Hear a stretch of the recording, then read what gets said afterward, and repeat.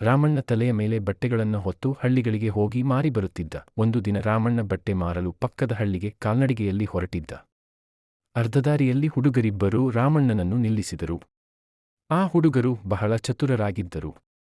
ರಾಮಣ್ಣನನ್ನು ಮಾತಿನಲ್ಲಿ ಸೋಲಿಸಿ ಅವನಿಂದ ಹಣ ಪಡೆಯಲು ಯೋಚಿಸಿದರು.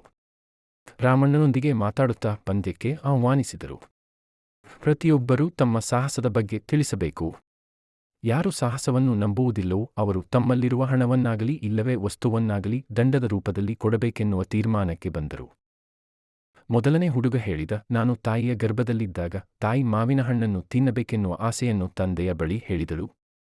ಆಗ ಮಾವಿನ ಹಣ್ಣಿನ ಕಾಲವಾಗಿರಲಿಲ್ಲ. ತಂದೆ ಸೇಬಿನ ಮರವನ್ನು ಹತ್ತಿದಾಗ ತುದಿಯ ರೆಂಬೆಯಲ್ಲಿ ಮಾವಿನ ಹಣ್ಣುಗಳಿದ್ದವು. ತಂದೆ ಆ ಹಣ್ಣುಗಳನ್ನು ತಂದು ತಾಯಿಗೆ ಕೊಟ್ಟನು. ತಾಯಿ ಸಂತೋಷದಿಂದ ಆ ಹಣ್ಣುಗಳನ್ನು ತಿಂದಳಂತೆ. ಈ ಮಾತನ್ನು ಕೇಳಿದ ಎರಡನೇ ಹುಡುಗ ಹೌದಾ ಎಂದು ತಲೆಯಾಡಿಸಿದ. ರಾಮಣ್ಣನಿಗೆ ಅದೊಂದು ಕಟ್ಟುಕತೆಯೆಂದು ಗೊತ್ತಿದ್ದರೂ ತಲೆಯಾಡಿಸಿದ.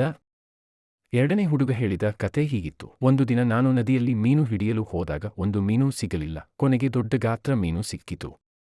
ನೀರಿನಲ್ಲೇ ಬೆಂಕಿ ಹಚ್ಚಿ ಆ ಮೀನನ್ನು ಸುಟ್ಟು ಹೊಟ್ಟೆ ತುಂಬ ತಿಂದೆ ಎಂದನು.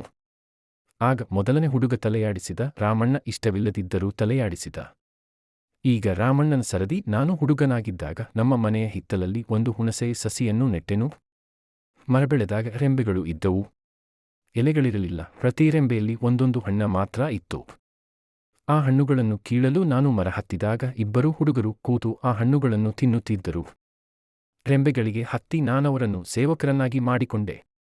ಅವರು ಓಡಿ ಹೋಗಿದ್ದಾರೆ. ಅಂದಿನಿಂದ ನಾನವರನ್ನು ಹುಡುಕುತ್ತಿದ್ದೇನೆ. ಕೊನೆಗೀಗ ನೀವು ಸಿಕ್ಕಿದಿರಿ ಎಂದು ರಾಮಣ್ಣ ಅವರ ಮುಖವನ್ನೊಮ್ಮೆ ನೋಡಿದ. ಆ ಹುಡುಗರಿಬ್ಬರ ಮುಖ ಇಂಗುತಿಂದ ಮಂಗನಂತಾಗಿತ್ತು. ರಾಮಣ್ಣ ಹೇಳಿದ ಕತೆ ಒಪ್ಪಿಕೊಂಡರೆ ಅವನ ಮನೆಯಲ್ಲಿ ಆಳುಗಳಂತೆ ದುಡಿಯಬೇಕು. ಇಲ್ಲವಾದರೆ ಹಣ ಕೊಡಬೇಕು ಎಂದು ಯೋಚಿಸಿ ಅವರಿಗೆ ದಿಗಿಲಾಯಿತು. ಇಬ್ಬರೂ ಅಲ್ಲಿಂದ ಓಡಿಹೋದರು. ರಾಮಣ್ಣ ಮುಗುಳ್ನಗುತ್ತಾ ತನ್ನ ಪ್ರಯಾಣವನ್ನು ಮುಂದುವರಿಸಿದನು. ನೀತಿ: ಮುಳ್ಳನ್ನು ಮುಳ್ಳಿನಿಂದಲೇ ಕೀಳಬೇಕು.